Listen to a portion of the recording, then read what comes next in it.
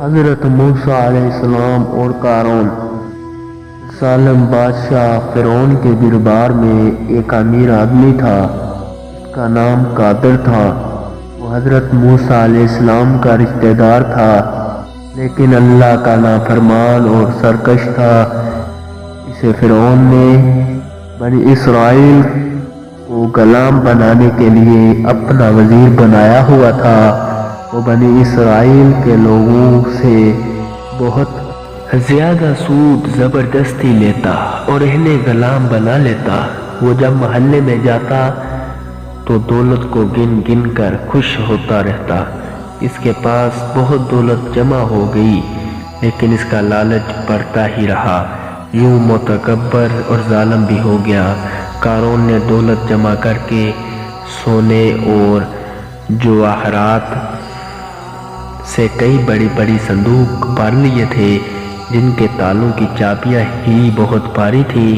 ان چابیوں کو کئی طاقت اور لوگ مل کر اٹھاتے۔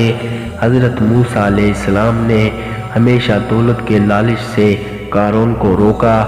وہ کہتے کہ ظلم سے فساد پیدا ہوتا ہے، اللہ تعالیٰ ایسے شخص کو معاف نہیں کرتے، لیکن قارون عیش کی زندگی گزارتا، جبکہ بنی اسرائیل کے اکثر لوگ اس کی وجہ سے غریب ہو کر غلام بن گئے۔ وہ چلچلاتی دھوپ میں محنت کرنے پر مجبور ہو گئے۔ حضرت موسیٰ علیہ السلام قارون کو سمجھاتے کہ خبردار، دولت اللہ کی طرف سے آزمائش ہوتی ہے۔ اللہ تعالیٰ دیکھ رہے ہیں کہ تم حلال کمائی ہو، کیا تم اللہ کا شکر ادا کرتے ہو؟ کیا تم غریبوں کے لیے خیرات کرتے ہو؟ قارون حضرت موسیٰ علیہ السلام کی بات ہی نہ سنتا۔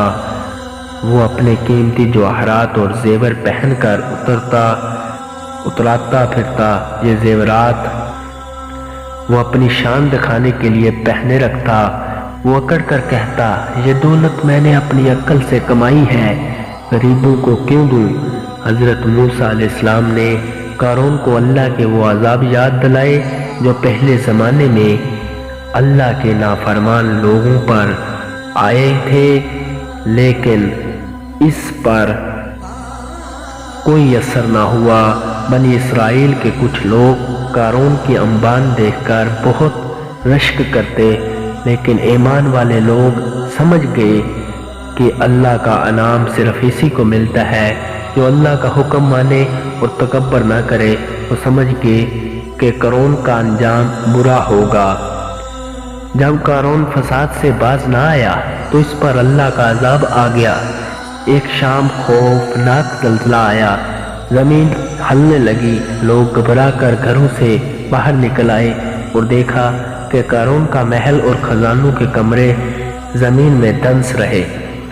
بیکاروں کی اتنی دولت، اسے اللہ کے لوگ سمجھ گئے کہ اللہ کا انعام صرف اسی کو ملتا ہے جو اللہ کا حکم مانے اور تکبر نہ کرے۔ وہ سمجھ گئے کہ قارون کا انجام برا ہوگا۔ جب قارون فساد سے باز نہ آیا تو اس پر اللہ کا عذاب آ گیا۔ ایک شام خوفناک زلزلہ آیا، زمین ہلنے لگی، لوگ گھبرا کر گھروں سے باہر نکل آئے، دیکھا کہ قارون کا محل، خزانوں کے کمرے زمین میں دنس رہے۔ بیکاروں کی اتنی دولت جسے اللہ کے عذاب سے نہیں بچا سکی۔ لوگوں کی آنکھیں کھل گئیں اور انہوں نے اللہ کی نعمتوں کا شکر ادا کیا۔